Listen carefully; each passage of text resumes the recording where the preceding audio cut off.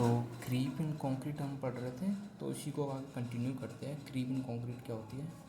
तो इनिशियली हमने देखा था डिफॉर्मेशन होती है टाइम के साथ, तो और लोडिंग हम इसमें कांस्टेंट रख रहे थे।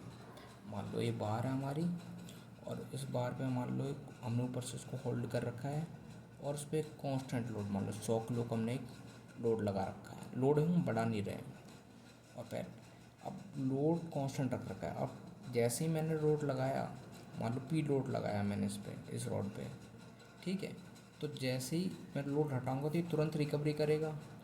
लेकिन सपोज मैंने लोड हटाया नहीं, और मैंने साल 2 साल तक मैंने उसको लगा के रखा सेम लोड को, तो टाइम के हिसाब से, टाइम के साथ, तो वो लोडिंग के टाइम के साथ वो क्या है कि कुछ तो जो स्ट्रेन आएगी उसमें, वो एक तो तुरंत खिंच जाएगा। लोड जैसे लगाया तो तुरंत जो हमारी रॉड है, जिस रॉड पे हमने ये रॉड पे हमने जो लोड लगाया, तो ये रॉड तुरंत खींचेगी कुछ, तो उसे कहते हैं हम इलास्टिक स्ट्रेन। और कुछ जो इसमें स्ट्रेन आएगा वो टाइम के हिसाब से आएगा, टाइम के साथ साथ आता रहेगा। जो टाइम के हिसाब से साल 2 साल 3 साल जो भी इसमें स्ट्रेन आता जा रहा है, वो हो गया हमारा क्रीप स्ट्रेन।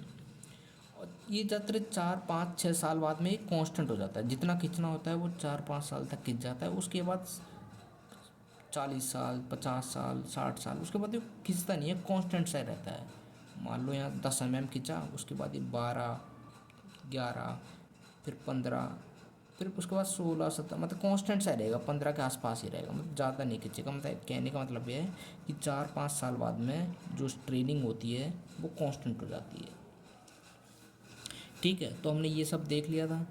फिर उसके बाद जब हम लोडिंग करते हैं तो कुछ रिकवरी तो हमें तुरंत वापस मिल जाती है, कुछ तो तुरंत वापस हो जाता है जब हम लोड हटाते हैं। अब मान लो साल 2 साल 100 साल बाद में लोड हटाया, तो कुछ तो जो रिकवरी है वो तुरंत हो जाएगी, कुछ तुरंत जो स्ट्रेन है वो अपनी जगह पे, जो रोड है वो अपनी जगह वापस आएगा। लेकिन उसके बाद समय के साथ साल 2 साल बाद कुछ हिस्सा और रिकवरी करेगा, और रिकवर उसकी लेंथ वापस होगी। ठीक है, उसे कहते हैं क्रीप रिकवरी। पहले तो इंस्टेंटेनियस रिकवरी हो गई जो तुरंत हो गई, उसके बाद जो टाइम के हिसाब से अपने आप लेंथ उसकी रिकवर हुई, उसे कहते हैं हम क्रीप रिकवरी। और कुछ लेंथ है जो कभी वापस नहीं आती, जो खिंचाव उसमें रहता ही है, कुछ हिस्सा उसका स्ट्रेंथ लेंथ बढ़ जाती है, बड़ी रहती है बार की, तो उसे कहते हैं हम परमानेंट डिफॉर्मेशन आ गई है, वो लेंथ कांस्टेंट है।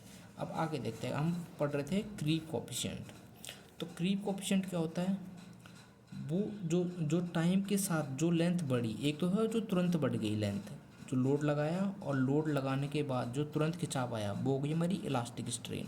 और जो टाइम के साथ जो स्ट्रेन उसमें आई बार में, हमारे में जो रॉड में हमारे जो लोड लगाने के बाद जो टाइम के बाद आई, टाइम के साथ आई, वो होती है हमारी क्रीप स्ट्रेन। तो क्रीप स्ट्रेन मान लो 5 साल बाद में इतना डी वाई उसमें स्ट्रेन आया, क्रीप आई, दिस अपॉन जो इलास्टिक स्ट्रेन जो आई, जो इलास्टिक स्ट्रेन आई, मान लो डी एक्स, वो हमने जो लोड लगाने के बाद वो तुरंत खींचा, और डी वाई जो टाइम के साथ खींचा, उन दोनों का रेशियो ही कहता है क्या, कोई हम कहते हैं क्रीप कोफिशिएंट। क्रीप कोफिशिएंट का मतलब हम समझते हैं कि एग्जांपल से, जैसे हमने पढ़ा है थीटा की वैल्यू हमने पढ़ी होगी, जैसे क्रीप कोफिशिएंट की वैल्यू 7 दिन के लिए 2.2 होती है, 28 दिन के लिए 1.6 होती है, 1 ईयर के लिए 1.1 होती है। इसका मतलब जानते हैं क्या होता है? जैसे मान लो मेरा कोई कोई स्ट्रक्चर है, ठीक है, कोई स्ट्रक्चर है, कोई बीम है सपोज। इस बीम पे अगर मैं लोड, मैंने बीम तैयार किया, मेरा बीम तैयार हो गया, और मैंने उसके बनने के बाद 7वें दिन, अगर मैंने इसको 7वें दिन ही मैंने अगर इस पर लोडिंग लगा दी, तो जो डिफॉर्मेशन आएगी, जो ये बेंडिंग आएगी, मान लो ये बेंडिंग आई 20 mm आई बेंडिंग, तो अगर 2.2 का मतलब यह है, जैसे ये बीम तैयार हुआ, बीम तैयार होने के बाद मैंने इस पर लोडिंग स्टार्ट कर दी 7वें दिन, जो अल्टीमेट क्रीप आएगी वो आएगी, अभी तो 20 mm तो इनिशियल आई, 20 mm इसमें इनिशियली ये लोड लगाने के बाद डिफॉर्म हुआ। लेकिन 7वें दिन अगर मैं इस पर लोडिंग करूँ, 7वें दिन अगर मैं इस पर लोडिंग करूँ, तो ये क्या होगा, 2.2 × 20, 2.2 मल्टीप्लाई 20, ये हमारा कितना आएगा 44। तो 20 mm तो मेरा तुरंत खिंचा ये, प्लस 2.2 मल्टीप्लाई बाई 20, ये कितना है 22। तो अल्टीमेटली जो टोटल डिफॉर्मेशन आएगी, जो मेरी टोटल डिफॉर्मेशन आएगी, टोटल डिफॉर्मेशन जो आएगी वो कितनी आएगी, टोटल डिफॉर्मेशन कितनी है मेरी 22 प्लस 20, ये कितना हुआ 42। अब ऐसे ही 28 दिन बाद अगर मैं इसमें ये जो लोडिंग आई मेरी, जो स्ट्रेन आई, टोटल डिफॉर्मेशन, अगर ये बीम तैयार हुआ और तैयार होने के बाद अगर मैंने 7वें दिन इस पर लोड लगाना स्टार्ट कर दिया, मैंने लोड लगाने का मतलब है मैंने इस पर दीवारें बनाना शुरू कर दी 7वें दिन बीम पे, तो जो मेरी स्ट्रेन आएगी अब बाद में जाके, आज से 100 साल बाद में लगभग, तो जो मेरी स्ट्रेन आएगी वो आएगी 42 mm। ठीक है, जो मेरी स्ट्रेन आएगी वो लगभग आएगी 42 mm।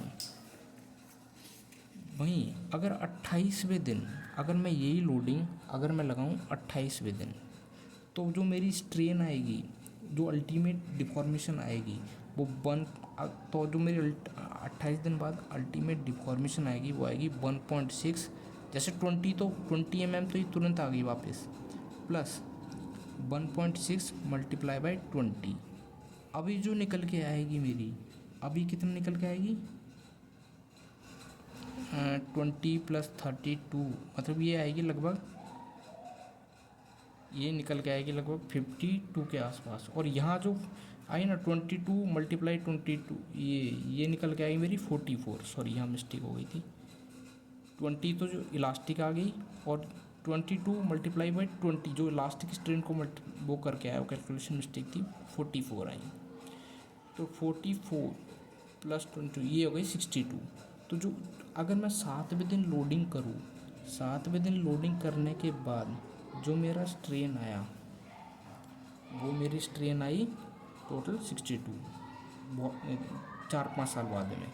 28 दिन में अगर मैंने लोडिंग की तो मेरी जो स्ट्रेन निकल के आएगी वो आएगी 52 mm।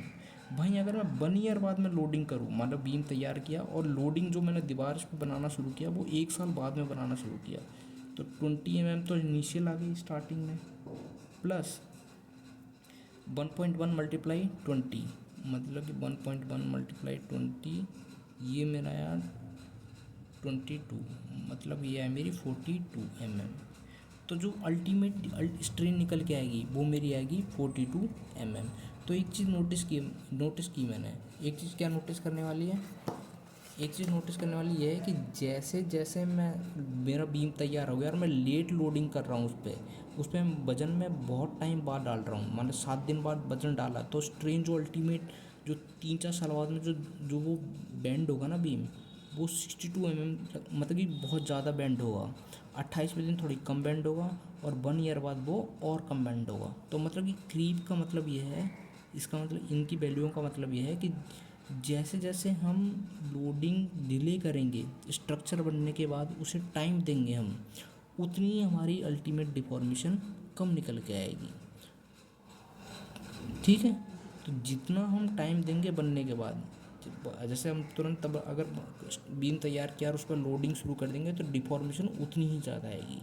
और जैसे जैसे हम टाइम देंगे उससे बीम बनाने के बाद, बीम या कॉल जो भी हमने स्ट्रक्चर बनाया उसे हम टाइम देंगे और उसके टाइम के बाद लोडिंग करेंगे, मान लो 1 साल बाद, तो जो क्रीप निकल के आएगा, जो अल्टीमेट डिफॉर्मेशन आएगी बहुत टाइम बाद में, वो काफ़ी कम आएगी।